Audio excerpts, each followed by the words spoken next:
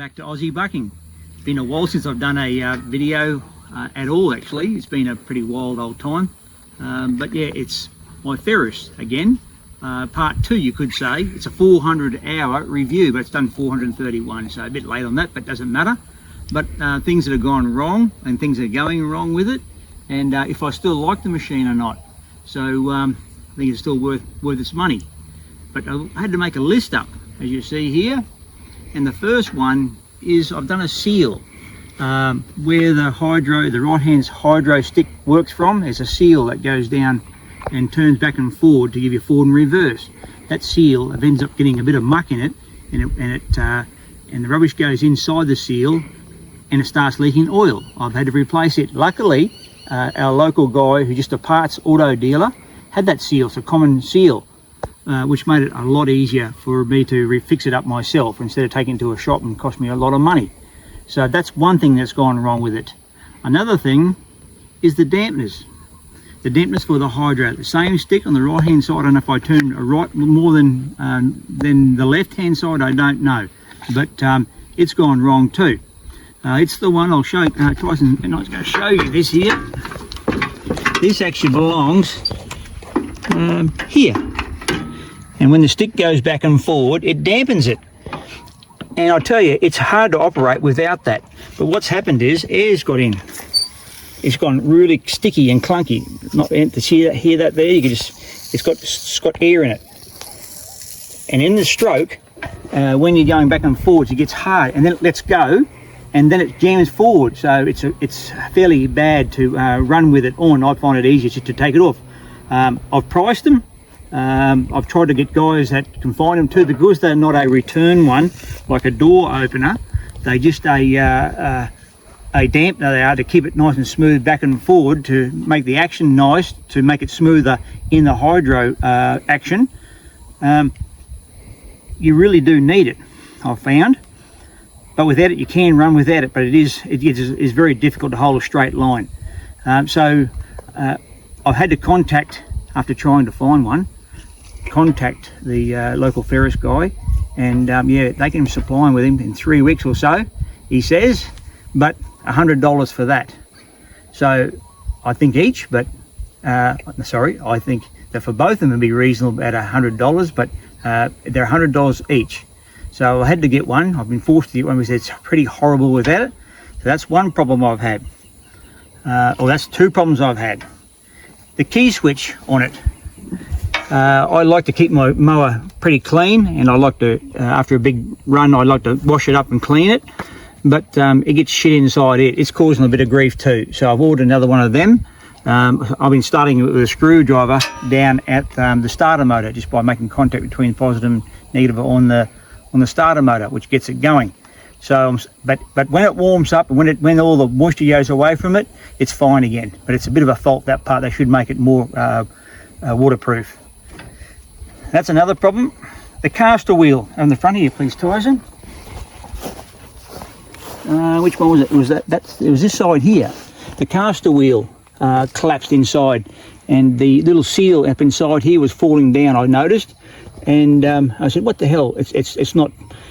There's something wrong with it. I pulled it all apart, which is quite easy, and I found there was bearings. There's a shaft that goes over here, and there's a bearing on the top and bearing on the bottom. I'm pretty sure now, I can't remember, but they had Chinese, made in China on them, and I was a bit disappointed about that, because you know, the Ferris, as they say, are a quality machine. Here they are putting, and I'd say that there's Chinese, because this has got no number on it too.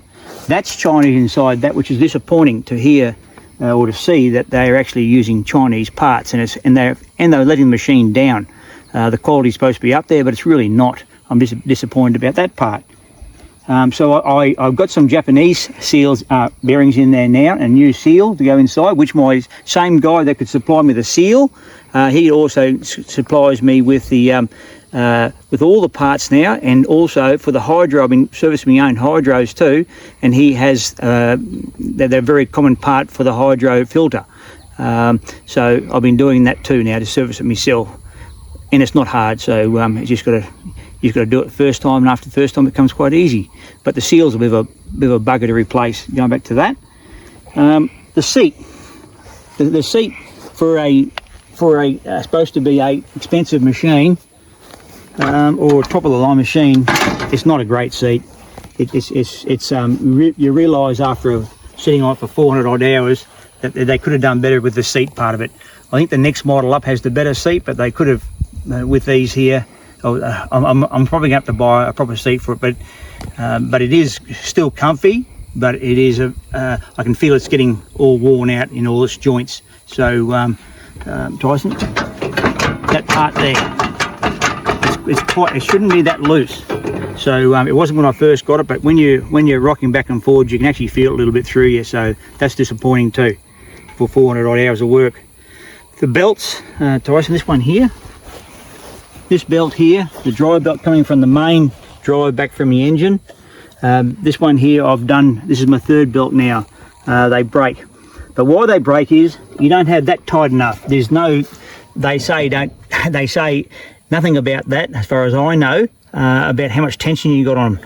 But after they get slack, you should keep a lot of tension on that, more than you think you realise. So I tighten it back with this little adjuster back here, and give it some bit of a hurry and keep it nice and tight. If you don't keep it tight, what that does is in heavy going, it actually stalls for a second, and then it heats up on that spot where it's stalled, and it must laminate that belt, and then after a while it just falls apart, so it throws the belt. So this is my third one, so I'm learning about that part. For cutting blades, I've gone through 12 sets of cutting blades I've worked out. So the cutting blades on them, I buy the best quality ones I can. They're available here. If anyone else can, when you see what I'm using, if anyone else has any suggestions on better belts than what better blades than I'm using, give me a little comment, and I'd love to try some different belts on it. I'd love to try some different blades on it. But we worked out on 431 hours I've done with 12 sets worn out, and they are worn out. They are averaging 36 hours for each set of blades, which is fairly okay. It seems like I'm going through them all the time, but I didn't realise it was that high. I would have thought about 12 or 15 it feels like, but it's actually 36 before I get them. But I do sharpen them once myself, and then put them back on another run, and then the little wings, the throw wings, they're all worn out, and you can't use them. They vibrate too much and don't throw enough. So I'm fairly fussy on blades. But as for, it's still a good mower. It's still a very good mower, I'm going to say. I don't know what the rest of them, I've had other mowers before, as I said before in the last video. I don't know how long these will actually last for, but I'm doing my best to keep it running and keep it the best I actually can by looking after it and servicing it regularly. But I paid $14,500 for this 3 years ago, thereabouts. And I know now when I go to my shop, I see them for sale, and they're $22,000 now. That's a $7,500 increase in 3 years, which is absolutely crazy. Inflation, I'm going to say COVID tax, is creating all this, and it's not good for the industry, not good for us guys who want to keep turning our mowers. They're going up and up. But in the saying that, I'm lucky probably to buy it at that cheap price, and it has risen, but it still makes it hard to find that extra $7,500, or the trade price, or probably more than that. It's like almost a mower again, or half a mower again, what I paid originally. It's gone up, so it makes it a little bit hard with that. But otherwise, I'm still happy with the machine. The engine's very good. As I said in the last one, all the stickers are all falling apart. Eventually, only this sticker here is the best one.